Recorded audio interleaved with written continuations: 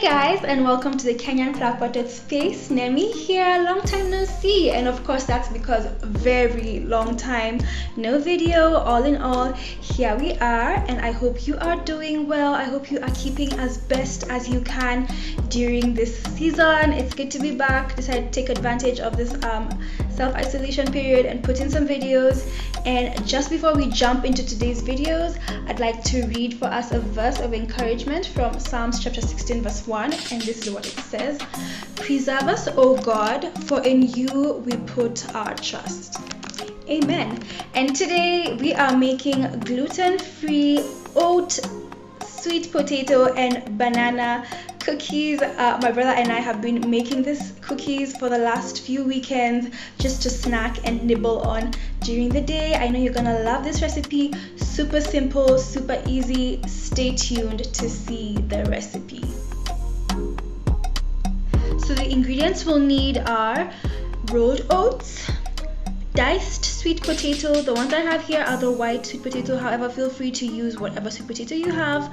Then we have bananas, we have sugar, which is optional, and then salt, chia seeds, cinnamon, coconut oil, eggs, and 2 blocks of dark chocolate. Feel free as well to use chocolate chips. I just like the huge and chunky effect that comes from dicing our dark chocolate. So you're going to go ahead and take your frozen block of dark chocolate, chop chop chop. I love the raggedy raw chunkiness that it brings with it. So go ahead, chop chop, put it into a bowl, and then save that for later. And then you're going to get your main bowl and put in the diced bananas into the bowl. Go ahead and crack your eggs, put them in, and likewise with the other ingredients, just go on, proceed putting them into the bowl.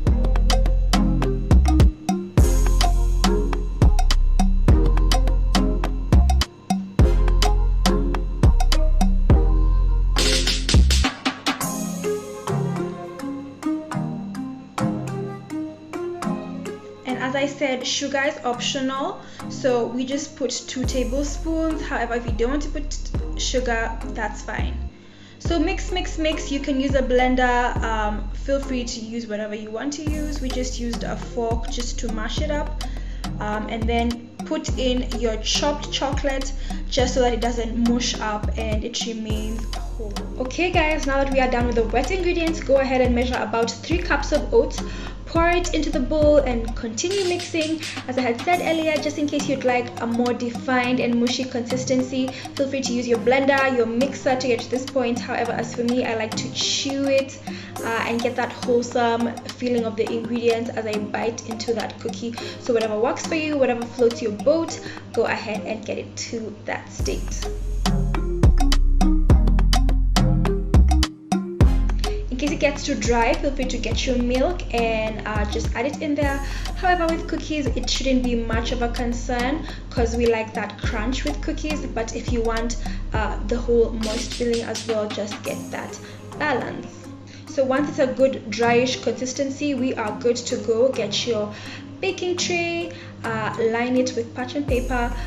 You can also just grease it with butter and just put in flour, and we are ready to roll the cookies into the tray.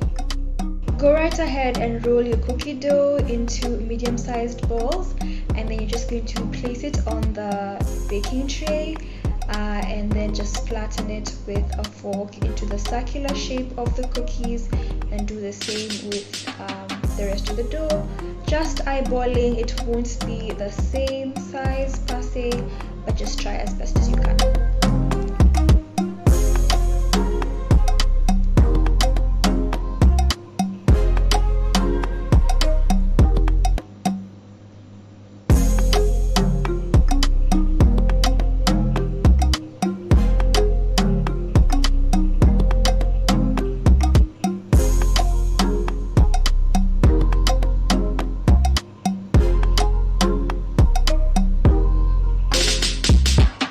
Now that you're all set, remember to have preheated your oven 20 minutes prior. 200 degrees Celsius is good, and then just place your tray and leave it in there for about 25 minutes.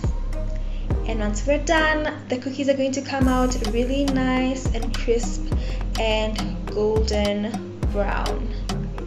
That is our result for the first batch. So there's quite a number of ways really of maneuvering with the cookie dough to get the cookies. And the other way that I wanted to show you is in order to get a more uniform shape and size for the cookies. So go ahead, get your cling film, place it on a clean surface, and then with the cookie dough, we're just gonna align it on the cling film in a chain-like manner, I guess. And yeah, so once you're done with that, go ahead and just cut out the rest of the cling film, and then kind of like just shape your cookie dough into that chain-like structure that I was saying, and just shape. After that, we are just going to wrap the cling film around it and then sort of just roll it so that it can be a bit circular where we can. So just roll it and make it circular, and there we go. And then we're gonna just put it in the freezer for about an hour or until it's just rock solid, as you can see. Go ahead and take out the cling film, and we're just going to now, using a sharp knife, slice the dough roll into the cookie slices.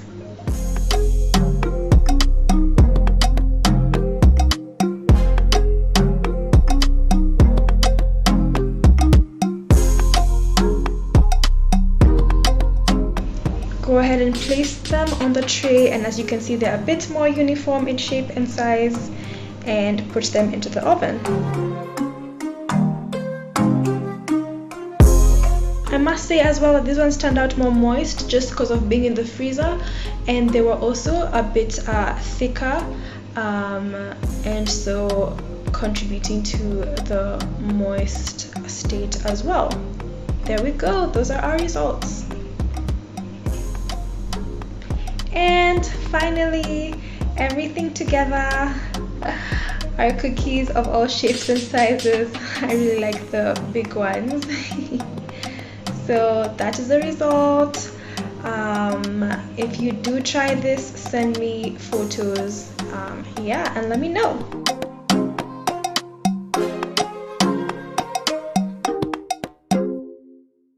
Thanks so much for watching, guys. I hope you enjoyed the video. I hope you can get an opportunity to as well make this gluten-free cookies, and do let me know how it works out for you. So I'm gonna taste them and I'm gonna tell you how they are. So here comes the taste test.